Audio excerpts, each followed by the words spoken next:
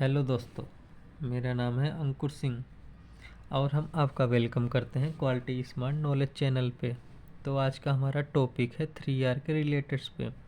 तो हम चलते हैं नेक्स्ट स्लाइड और समझते हैं कि 3Rs में हम क्या क्या कंटेंट कवर करने वाले हैं। तो जैसा कि आप देख रहे हैं टोटल 10 कंटेंट हैं जो कि हैं, पहला है 3R कंसेप्ट, दूसरा 3R इंट्रोडक्शन, तीसरा 3R इम्पोर्टेंस, चौथा राइट लोकेशन, पांचवा राइट क्वांटिटी, छठा राइट कंटेनर, सातवां relationship between the 3Rs and आठवां प्रैक्टिस एग्जांपल्स, नौवां है चैलेंज इम्प्लीमेंटिंग 3R एंड 10वां है कंक्लूजन्स। तो चलिए सबसे पहले हम समझ लेते हैं 3R कंसेप्ट क्या होते हैं। जैसा कि आप देख रहे हैं 3R कंसेप्ट इन ऑपरेशंस या सप्लाई चेन, मतलब 3R कंसेप्ट को हम इंडस्ट्रीज में ऑपरेशंस या सप्लाई चेन में यूज़ करते हैं। इसको हम 3Rs क्यों कहते हैं? क्योंकि इसमें 3R होते हैं, जैसा कि आप तीनों R देख रहे हो। पहला R है राइट क्वांटिटी, राइट लोकेशंस, दूसरा R है राइट क्वांटिटी, तीसरा R है राइट कंटेनर। इसके बेनिफिट्स क्या क्या होते हैं?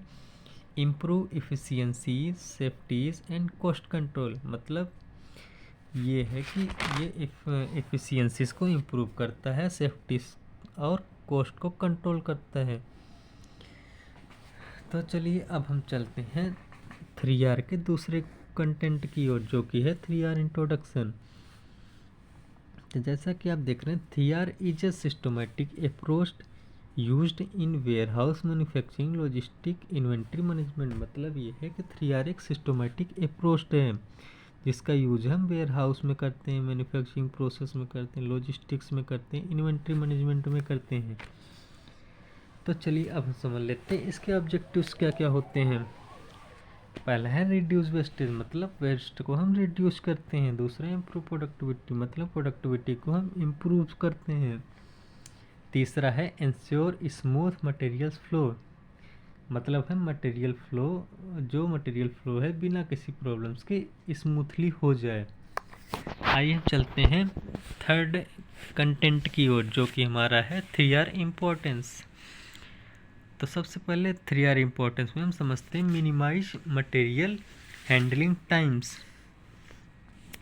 जो कि हमारा मतलब ये है कि मटेरियल हैंडलिंग टाइम को हम मिनिमाइज करते हैं।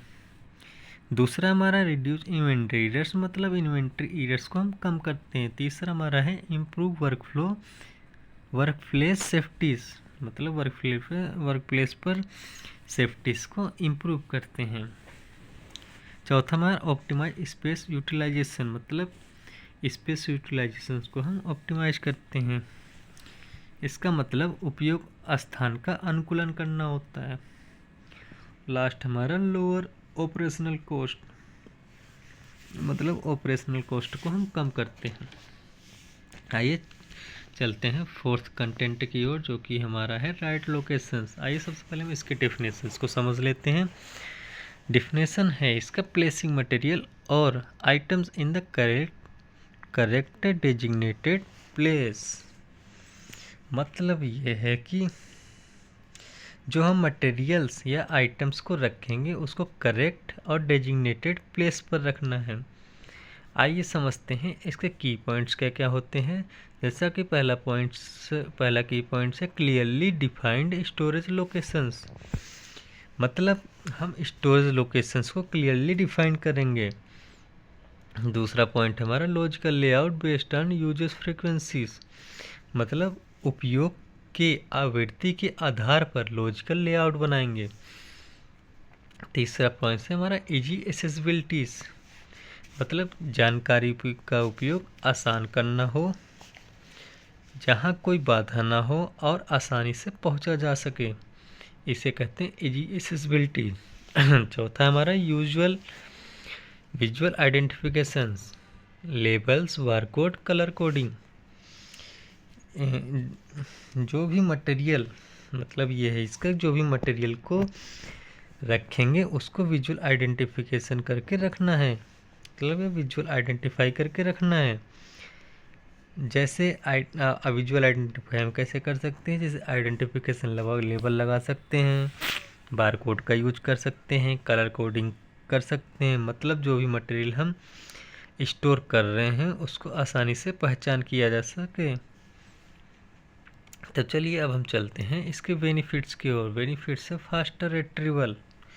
फास्टर रिट्रीवल मतलब ये होता है रखे गए मटेरियल का डेटा या जानकारी कम समय में निकाला जा सके, इससे कहते हैं फास्टर रिट्रीवल। दूसरा है रिड्यूस सर्चिंग टाइम, मतलब जो हम मटेरियल रखे गए हैं उसको खोजने में समय लगता है और उस समय को कम कर सकेंगे। तीसरा है हमारा इम्प्रूव वर्कफ्लो एफिशिएंसी, मतलब जो हमारा वर्कफ्लो का एफिशिएंसी है उसको इम्प्रूव कर पाएंगे। आइए चलते हैं नेक्स्ट कंटेंट की ओर, जो कि हमारा है राइट क्वांटिटी। आइए सबसे पहले हम इसके डिफिनेशंस को समझ लेते हैं। डिफिनेशंस ये है स्टोरिंग और supplying the exact amount needed, no more and no less. मतलब ये है कि जो भी मटेरियल को हम स्टोर करेंगे या सप्लाई करेंगे उसको हम एग्जैक्ट अमाउंट की ज़रूरत के अनुसार कर पाएंगे, जिससे हम ये इंश्योर करेंगे कि जो मटेरियल रखा गया है वो एग्जैक्ट अमाउंट के साथ रखा गया है, ना ही ज़्यादा रखा गया है ना ही कम रखा गया है। आइए अब इसके की पॉइंट्स को समझ लेते हैं। पहला पॉइंट है avert over stocking and under stocking, मतलब अधिक और कम स्टॉक रखने से बचेंगे। दूसरा पॉइंट हमारा बेस्ड ऑन कंजप्शन रेट, मतलब जितना उपयोग उतना भुगतान। आइए उदाहरण से समझते हैं। यदि इन्वेंट्री में कोई मटेरियल फास्ट मूविंग तेजी से खपत है तो उपभोग दर यानी कि कंजप्शन रेट के आधार पर उसे जल्दी स्टॉक किया जाना चाहिए। तीसरा पॉइंट है हमारा use of recorder level and safety stock. इसका मतलब मटेरियल की वह न्यूनतम मात्रा है जिस पर नया ऑर्डर देना अनिवार्य होता है ताकि स्टॉक खत्म न हो। और लास्ट पॉइंट है support just in time JIT system. इसका मतलब ये है उत्पादन के लिए आवश्यक सामग्री ठीक उसी समय पे और सटीक मात्रा में पहुंचाया जाता है जब उसकी आवश्यकता होती है। और जीआईटी में हम छोटे बैचों में माल का उत्पादन करते हैं जिससे आसानी से बदलाव कर सकते हैं, मतलब बड़े पैमानों पर उत्पादन करने के बजाय या निर्माता मांग में बदलाव के अनुसार तुरंत प्रक्रिया दे सकें, जिससे बर्बादी और अतिरिक्त स्टॉक कम हो जाता है। इसके बेनिफिट्स क्या क्या होते हैं। लोअर इन्वेंट्री होल्डिंग कॉस्ट, मतलब इन्वेंट्री और होल्डिंग लागत को कम करता है। इन्वेंट्री का मतलब है किसी व्यवसाय द्वारा बिक्री, उत्पादन या संचालन में रखा गया मटेरियल का व्यवस्थित सूची या स्टॉक को इन्वेंट्री कहते हैं। और होल्डिंग स्टॉक क्या होता है। होल्डिंग स्टॉक मीन्स होता है भंडारण लागत, मतलब बिना बिका माल को गोदाम में रखने और संभालने में लगने वाला कुल खर्च, जिसमें वेयर हाउस का किराया, बीमा, बिजली, सुरक्षा और उत्पाद के खराब या पुराने होने का जोखिम शामिल रहता है। इसके बेनिफिट्स क्या क्या होते हैं। लोअर इन्वेंट्री होल्डिंग कास्ट, मतलब इन्वेंट्री और होल्डिंग लागत को कम करता है। दूसरा है रिड्यूस वेस्टेज को रिड्यूस करता है। तीसरा है बेटर कैश फ्लो मैनेजमेंट, मतलब कैश फ्लो का मैनेजमेंट अच्छा रहता है। आइए चलते हैं नेक्स्ट कंटेंट की ओर, जो कि हमारा है राइट कंटेनर। चलिए सबसे पहले इसके डेफिनेशन को समझ लेते हैं। डेफिनेशंस हैं इसके using the correct type and size of container for material, मतलब इसका ये है कि जो भी मटेरियल को हम रखेंगे उसमें हमें सही प्रकार के साइज का कंटेनर रखना है ताकि मटेरियल को डैमेज होने से बच सके और स्टोरेज के वेस्टेज से बच सके। आइए इसके की पॉइंट समझते हैं।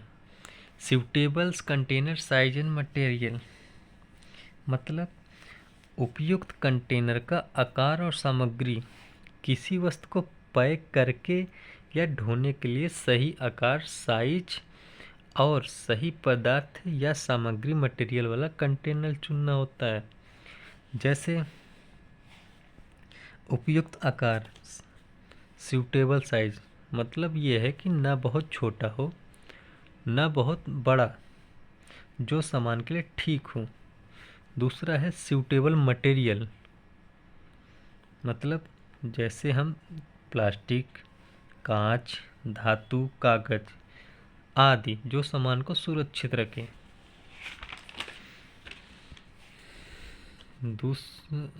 दूसरा पॉइंट है प्रोटेक्शंस फ्रॉम डैमेज और कंटामिनेशंस। इसका मतलब ये है नुकसान या दूषित होने से बचाव। मतलब बोले तो किसी वस्तु या जगह को टूट फूट खराब होने या गंदगी या हानिकारक पदार्थों से सुरक्षित रखता है। तीसरा है हमारा इजी हैंडलिंग एंड स्टैकिंग। इसका मतलब ये है, पहले इसमें हम समझ लेते हैं इजी हैंडलिंग क्या है। इजी हैंडलिंग बोलता है आसान संचालन या आसान तरीके से किसी चीज़ को संभालना। और स्टैकिंग क्या होता है, ढेर लगाना या एक के ऊपर एक रखना।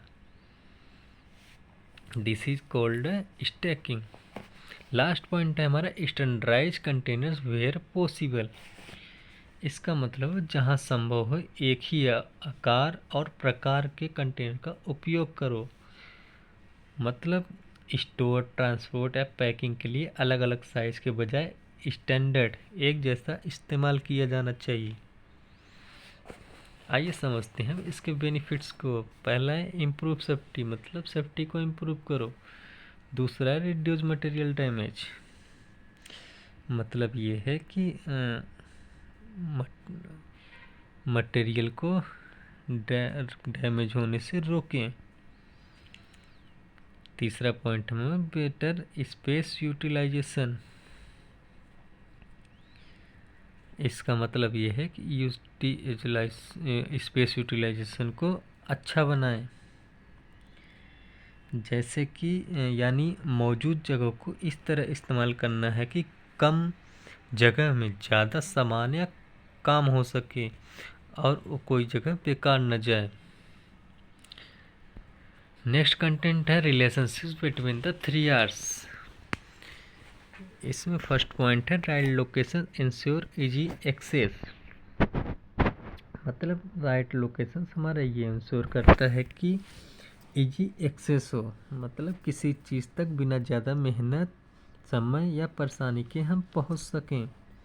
दूसरा पॉइंट हमारा right quantity ensure efficient flow. मतलब राइट क्वांटिटी हमारा ये इंश्योर करता है कि जो हमारा एफिशिएंट फ्लो है, मतलब काम हो या सामान हो या चाहे जानकारी हो, बिना अनावश्यक रुकावट के तेज़ी के साथ और सही तरीके से आगे बढ़ाया जा सके। ये हमारा राइट क्वांटिटी इंश्योर करता है। तीसरा है हमारा right container ensure safe handling. Right container ये इंश्योर करता है कि जो हमारा सेफ हैंडलिंग है, मतलब किसी भी सामान्य मशीन या सामग्री को इस तरह संभालना कि कोई दुर्घटना, चोट या नुकसान ना हो। आइए समझते हैं ये तीनों मिलकर इंडस्ट्री लाइन में क्या इम्प्रूव करते हैं। पहला हमारा प्रोडक्टिविटी है। प्रोडक्टिविटी मतलब कम समय, कम संसाधनों और कम मेहनत में ज़्यादा और बेहतर काम कर सकें। दूसरा हमारा क्वालिटी। क्वालिटी का मतलब ये होता है किसी उत्पाद या सेवा का वह मानक या विशेषता जिसे पता चलता है कि वह कितना अच्छा, भरोसेमंद और उपयोग के योग्य है। तीसरा पॉइंट है कॉस्ट एफिशिएंसी। कॉस्ट एफिशिएंसी का मतलब है कम से कम खर्चे करके अधिक प्रभावी लाभ या उत्पादन हासिल कर सकें। तो चलिए नेक्स्ट कंटेंट की ओर चलते हैं, जो कि है हमारा प्रैक्टिस एग्जाम्पल। आइए हम प्रैक्टिस एग्जाम्पल में समझते हैं। मैंने वेयरहाउस का एग्जाम्पल लिया है। इसका मतलब आप केवल वेयरहाउस में अप्लाई नहीं कर सकते हैं, बल्कि आप किसी भी जगह अप्लाई कर सकते हैं। बस मैं आपको एग्जाम्पल के साथ समझाने के लिए वेयरहाउस का एग्जाम्पल यूज कर रहा हूँ। जैसे अब हम तीनों पॉइंट को समझ लेते हैं कि वेयर हाउस में हम कैसे यूज़ करेंगे इसको। पहला है हमारा राइट लोकेशन, मतलब fast moving items near dispatch area. मतलब ये है कि वे मटेरियल जिन्हें बहुत जल्दी और बार बार बेचा या भेजा जाता है, इन्हें डिस्पैच या शिपिंग के पास रखा जाता है, कारण इन्हें उठाना और भेजना जल्दी से और आसान हो जाता है। दूसरा हमारा right quantity, daily required stock maintained. मतलब वह है कि वह स्टॉक जो रोजाना के काम या बिक्री के लिए आवश्यक होता है, वह यह सुनिश्चित करता है कि रोजमर्रा की गतिविधियों बिना रुकावट चले। तीसरा है right container, plastic beans with label and dividers. मतलब आप जो भी कंटेनर यूज करेंगे, जैसे प्लास्टिक बिन्स हो चाहे बॉक्स हो, जो भी आइटम्स हो या जो भी कंटेनर्स हो, तो उस पर लेबल लगा के इंश्योर करें कि इसके अंदर क्या रखा है, ताकि तुरंत पता चल सके कौन सा आइटम्स कहाँ रखा है। जैसे और डिवाइडर्स क्या है, जैसे कोई छोटा पार्ट है, आपको एक ही बिन में कई ज़्यादा क्वांटिटी के साथ मटेरियल रखना है, तो आप डिवाइडर बना लीजिए ताकि मटेरियल सुरक्षित और व्यवस्थित रहे। इससे रिजल्ट क्या रहेगा, फास्ट ऑर्डर फुलफिलमेंट, मतलब जल्दी से जल्दी हमें ऑर्डर मिलेगा और हम फुलफिल कर पाएंगे। दूसरा रिड्यूस एरर, मतलब जितने भी एरर रहेंगे उसको कम कर सकेंगे। तीसरा हमारा इम्प्रूव सेफ्टी को इम्प्रूव कर पाएंगे। आइए चलते हैं नेक्स्ट कंटेंट की ओर। ये बहुत इम्पोर्टेंट टॉपिक है, इसमें हम देखेंगे कि हम 3 आवर्स में क्या क्या चैलेंजेस फेस करते हैं। तो आइए चलते हैं फर्स्ट चैलेंज की ओर, पुअर लेआउट प्लानिंग। इसका मतलब यह है कि जब चीज़ें सही ढंग से व्यवस्थित ना हो तो समय, मेहनत और संसाधन की बर्बादी होती है।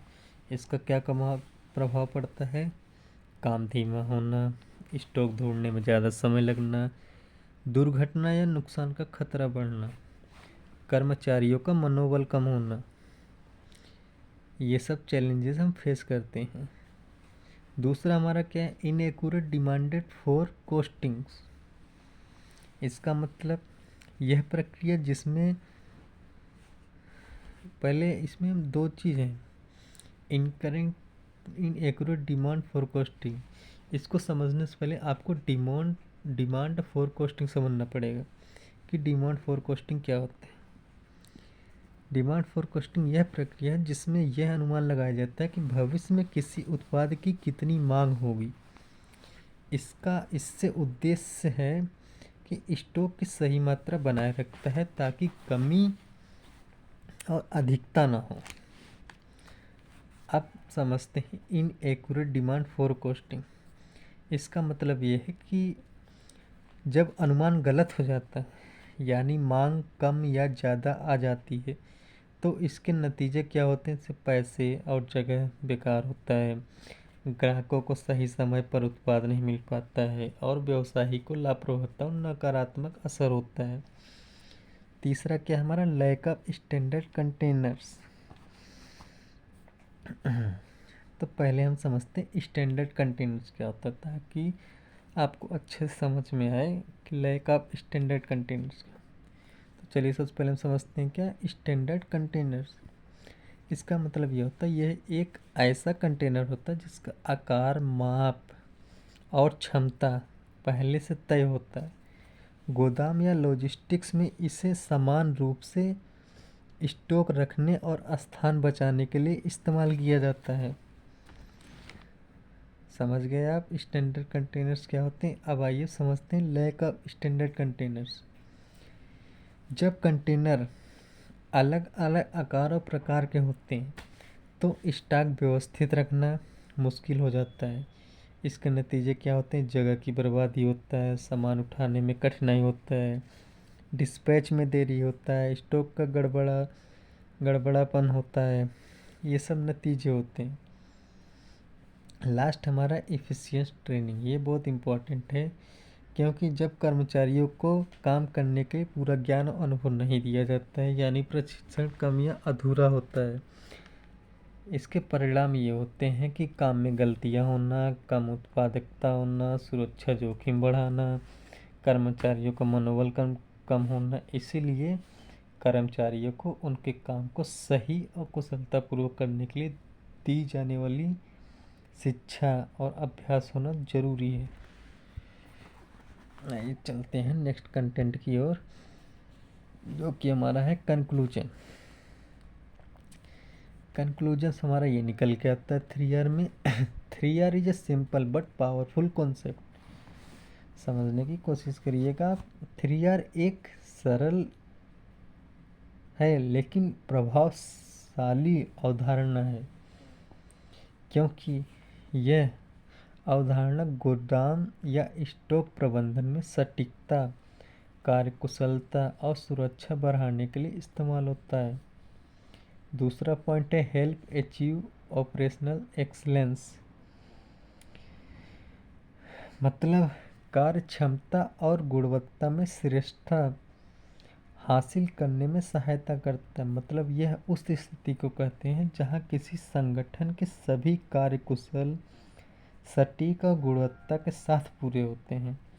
इसका उद्देश्य यह है समय पर कार्य पूरा होना, लागत कम करना, गुणवत्ता और ग्राहक संतुष्टि बढ़ाना और संसाधनों का बेहतर उपयोग करना। तीसरा पॉइंट है required discipline, standardisations and continuous monitoring.